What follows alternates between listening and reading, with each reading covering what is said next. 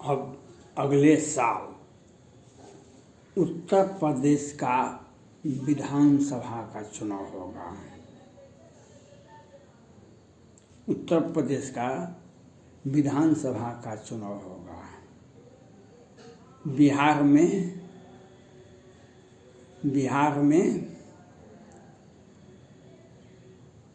भाजपा, जदयू और मुकेश सहनी और जीतन राम मांझी का पार्टी है, एक एनडीए में है। और उस कात से कांग्रेस, कम्युनिस्ट, ओबीसी और राजद का है। लेकिन जदयू ने घोषणा कर दिया है जो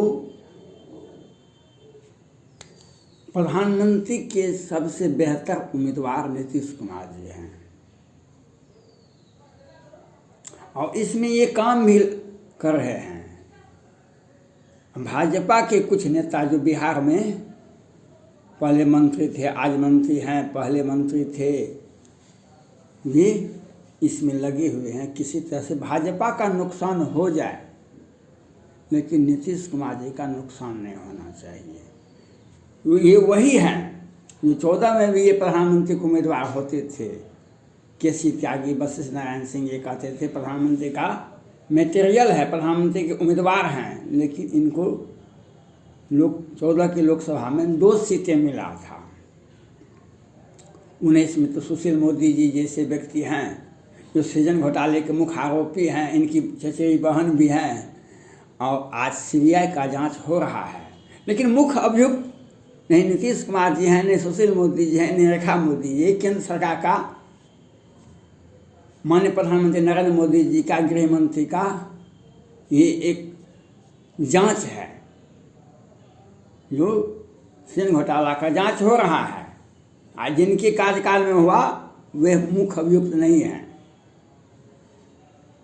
तो आज ये बात नहीं है, आज राजनीतिक विश्लेषण की बात है। किस प्रकार से भाजपा उत्तर प्रदेश का चुनाव जीतेगी। नीतीश कुमार जी जदयू ने बहुत चालाकी से झारखंड, अभी हेमंत सोरेन जी मुख्यमंत्री हैं झारखंड के, इसके पहले थे रघुवर दास जी, बहुत अच्छे लोग थे। लेकिन जदयू ने वहाँ जाकर के सरजुग राय को खड़ा कर दिए और भाजपा में फूट डलवा करके आज झारखंड में 29 विधायक हैं भाजपा के। इसके पहले प्रचंड बहुमत था, लेकिन जदयू वहाँ पर सभी सीटों पर खड़ा हुआ। उन्हें आधा % से 1% वोट नहीं मिला, लेकिन भाजपा की तो हार हो गई। भाजपा की हार तो हो गई झारखंड में। आज बिहार विधानसभा का चुनाव हुआ। ये सभा करते थे तो प्रधानमंत्री, इनको सभा करने के लिए बिहार में कहीं भी जगह नहीं मिलता था, प्रधानमंत्री के पीछे जाके बैठ जाते थे। जनता का आक्रोश क्यों होता था? मुजफ्फरपुर बालिका गृहकांड, सृजन घोटाला 19 में हुआ था, मुजफ्फरपुर बालिका गृहकांड 20 में हुआ था, सृजन घोटाला। घोटाले होते रहते हैं बिहार में, जदयू में, की सरकार में, नीतीश कुमार में होता है। और अब ये जदयू ने घोषणा कर दिया है और उसके लिए मुकेश सहनी जी को उत्तर प्रदेश भेज दिए हैं, जो आप जाकर के सम्मेलन कीजिए और चुनाव में लड़िए। वहाँ से किसी तरह जाति, हिंदू का जो वोट बैंक है उसमें जातीय समीकरण को तोड़ना है। अब उसमें ओबीसी साहब आ रहे हैं, मुकेश सहनी जी गए, ये अपनी जाति का, फिर नीतीश कुमार जी जाएंगे, फिर जीतन राम मांझी जाएंगे। जिस तरह से भाजपा को किसी तरह से उत्तर प्रदेश में हराने के लिए नीतीश कुमार जी लगे हुए हैं, किसी तरह से उत्तर प्रदेश में आदित्यनाथ योगी पुनः नहीं आवे, इसके लिए लगे हुए हैं। इसी के लिए जातिगत जनगणना लगे हुए हैं, किसी बहाना बना के। इसीलिए जातिगत जनगणना के लिए बिहार सरकार ने इनके नेतृत्व में, तेजस्वी प्रसाद यादव जी के नेतृत्व में प्रधानमंत्री को विज्ञापन दिए। लेकिन प्रधानमंत्री जी ने एक राजनीतिक सूझबूझ देते हुए तेजस्वी प्रसाद यादव जी को से यह पूछ लिए कि लालू जी का स्वास्थ्य कैसा है। राजनीतिक विश्लेषण करने लगे जो भाजपा और राजद एक साथ हो सकते हैं। लेकिन मेरा मानना है 138 सीटें हैं बिहार, झारखंड और उत्तर प्रदेश में लोकसभा की, जो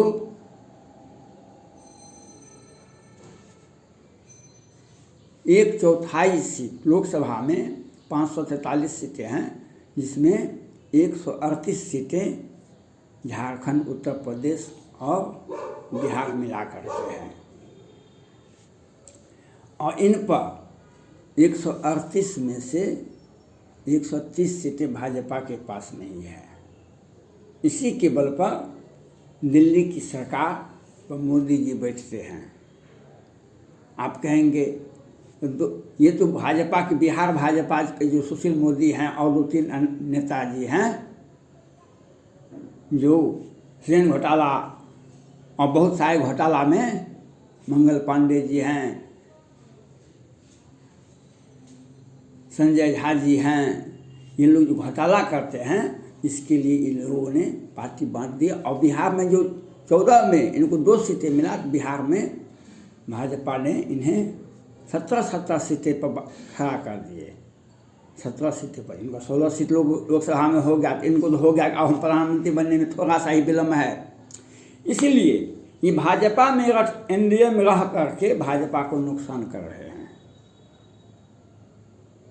भाजपा में एनडीए में रह करके ये भाजपा को सत्ता से हटाने के लिए प्रयासरत हैं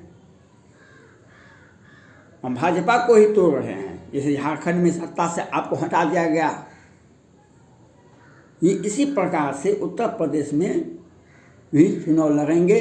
इन्हें 2-4 सीट मिले नहीं मिले, लेकिन आदित्यनाथ योगी जी की सत्ता हट जाए, इसके लिए ये प्रयासरत हैं। इसके लिए मुकेश सहनी जी को भेज दिया है। फिर ये लोग जाएंगे वहाँ पर, पार्टी का मीटिंग भी हुआ पहले, इसके पहले हुआ और फिर होगा। ये सत्ता में बिहार में तो इनका जनाधार है ही नहीं। अभी 44 सीटें जीते हैं, 30 सीटें पर पटना हाईकोर्ट में याचिकाएं दायर है, जिसमें 20 से 22 सीटें इन पर है, इनका है। अगर वह 22 सीटें इन्हीं का है, जदयू का ही है, जिस पर पटना हाईकोर्ट में याचिकाएं दायर, जो चुनाव में जो मतगणना में जो हेरा फेरी हुआ था उसमें, तो इनका तो जनाधार है नहीं। लेकिन भाजपा की सत्ता, आदित्यनाथ योगी जी की सत्ता हट जाए, इसके लिए जैसे झारखंड में हुआ उसी प्रकार से उत्तर प्रदेश में मिलेंगे। ये पश्चिम बंगाल भी गए, इनको पूरे विधानसभा के चुनाव में 10,000 वोट नहीं मिला। किसी बूथ पर 50 वोट, किसी पर 80 वोट, किसी पर 200 वोट मिला। विधानसभा में, पूरे विधानसभा में 50,000 भी वोट इनको नहीं पूरा। पश्चिम बंगाल में गए थे चुनाव लड़ने के लिए। भाजपा का तो नुकसान हुआ। बेहतर होगा माननीय प्रधानमंत्री नरेंद्र मोदी जी को दिल्ली की सत्ता की चाबी, दिल्ली में सत्ता में बैठने के लिए बिहार, झारखंड, उत्तर प्रदेश होकर के जाता है गाड़ी। इसके लिए आपको बिहार भाजपा की जो कल भी जो भाजपा को नीतीश कुमार को सत्ता से हटा देना चाहिए। ये सत्ता में जब रहते हैं न्यायालय का भी अपमान करते हैं और घोटाला दर घोटाला किस तरह से मुजफ्फरपुर बालिका गृह कांड हुआ, किस तरह से सृजन घोटाला हुआ 20 में, फिर 21 में कोरोना में दिखा दिया जो कितने लोग मरे। 10,000 हॉस्पिटल में मरने वालों की संख्या है लगभग, लेकिन गांव टोला कस्बा और प्रधानमंत्री का जो विजन है सबका साथ सबका विकास, प्रधानमंत्री जी इस पर चुप क्यों हैं? दीपावली और छठ के बीच में गरीब बेबस हरिजन भाई 50-60 लोग मर गए, लेकिन प्रधानमंत्री नरेंद्र मोदी जी चुप हैं। अगर वे जनता जाग जाएगी, गरीब बेबस जिनका आप सबका साथ सबका विकास लेने की बात करते हैं, आप ही का नेतृत्व, आपका 74 सीटें हैं बिहार भाजपा में विधायक हैं और आपका समर्थन से ही नीतीश कुमार की सत्ता बनी हुई है और आपकी ही सरकार से ये गरीब बेबस हरिजन लोग मर रहे हैं। किस तरह से मुजफ्फरपुर में 25 आदमी का आँख का चला गया और 1-2 आदमी 4 आदमी तो मर भी गए। आप इसी के लिए अच्छे दिन के लिए बिहार में कोरोना से लाखों लोग मरे।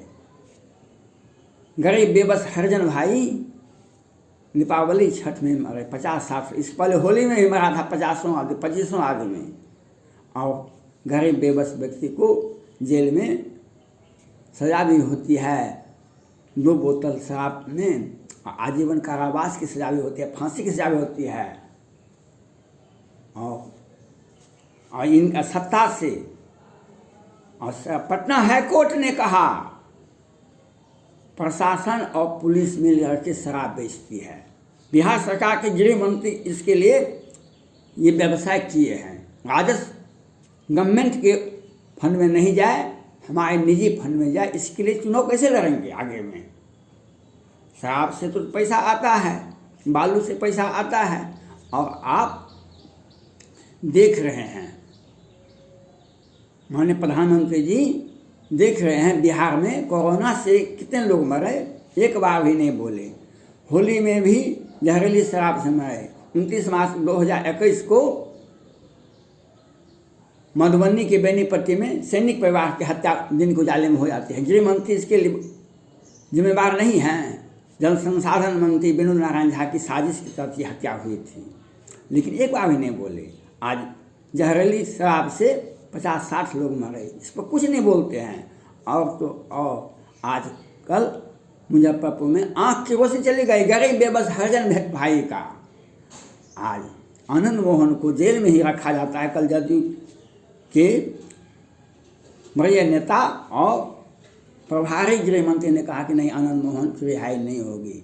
माननीय प्रधानमंत्री नरेंद्र मोदी जी से मेरा अपील है, पद्मावती पर भी आप चुप थे, क्या सत्ता बदला कि नहीं बदला?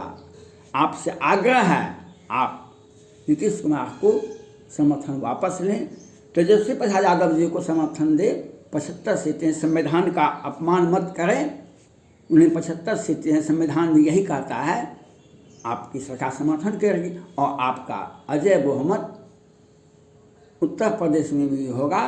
कहीं सत्ता के बाद नीतीश कुमार की कोई पूछ नहीं होगी। इनका हर्ष वही होगा जो विजय माल्या दाऊद का हुआ था, वही होगा। लेकिन सत्ता में जब तक रहेंगे तो आपको सत्ता से हटा के ही उत्तर प्रदेश में दम लेंगे। इसीलिए अच्छा होगा इनसे समर्थन वापस लेंगे। तेजस्वी प्रसाद यादव जी को समर्थन दें। धन्यवाद।